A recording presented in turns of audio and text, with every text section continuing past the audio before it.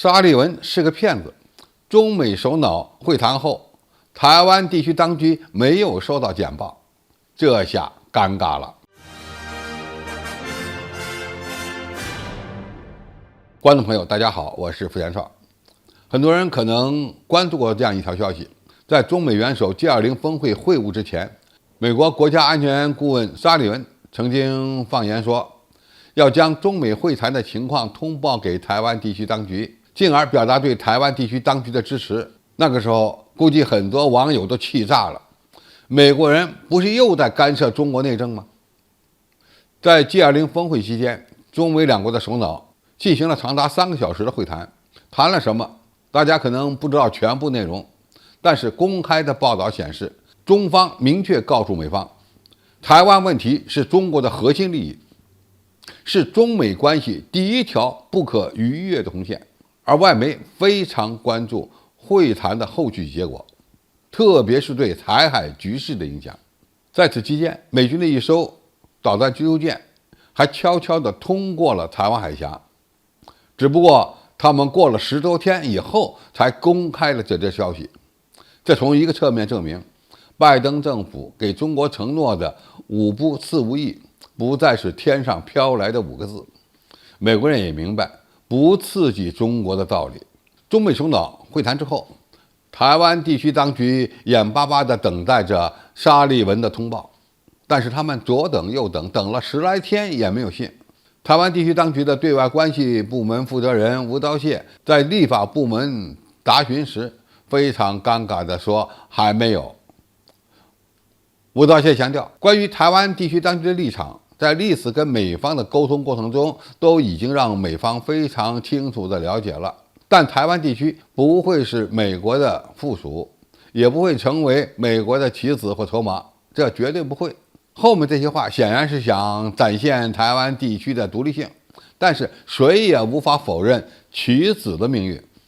因为沙利文在媒体上表态向台湾地区当局通报是一回事，而实际上通报不通报又是另外一回事。这里面呢有很多说辞，比如懒得通报，或者是忘了通报等等。你也可以理解为沙利文骗了美国人，也骗了台湾地区当局。那么现在的问题是，沙利文为何不向台湾地区通报中美高峰会谈的情况呢？首先是为了避免破坏中美刚刚有所恢复的战略互信。因为佩洛西的窜访事件，中美在多个领域的对话和合作已经中断，特别是涉及两军和气候问题的对话已经中断了相当长的时间，这让美国人非常难受。在 G20 峰会之后，中国表态将恢复中美两国的相关交流，美国国务卿布林肯还计划在2022年初访问中国。在这样的情况下，拜登政府在台湾问题上必须小心翼翼，避免刺激中国大陆。美国的军舰穿过台湾海峡不声张，而此次呢不将两国高层的会谈通报给台湾地区当局，这说明美国人知道怎么和中国打交道。其次，拜登在与中方会谈时所做的承诺，并没有突破美国长期坚持的台海政策，其中就包括对台湾关系法，也就是根本就没必要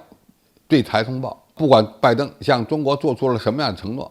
美国在台湾问题上的立场并没有改变，向台湾地区当局通报意义并不大。这也警示中国大陆，我们也要看美国人在台湾问题上的实际行动，是不是真能做到不利用台湾问题遏制中国，不支持台独。最后，台湾地区当局在美国那边的位置就是一个棋子儿，甚至呢有可能是弃子。虽然吴钊燮不愿意承认，但是美国在与中国打交道时一直把台湾问题当作筹码来使用的。现在中美关系需要稳定，台湾问题就会被淡化。当需要向中国施压时，或者拜登政府需要展示对华强硬，以便在国内拉选票时，那么各种挑衅刺激的手段就会出来。总体来看，沙利文这次骗了台湾地区当局，并不意味着台湾地区当局会被抛弃，只不过美国人想在接下来的一段时间内改善对华关系，中国当然乐见这样的场面，但是我们也要防备着美国人，特别是下一位美国众议院议长可能会窜访台湾的事儿。对此，我们必须做好两手准备。好，今天评述就到这里，谢谢大家收看，我们下期再见。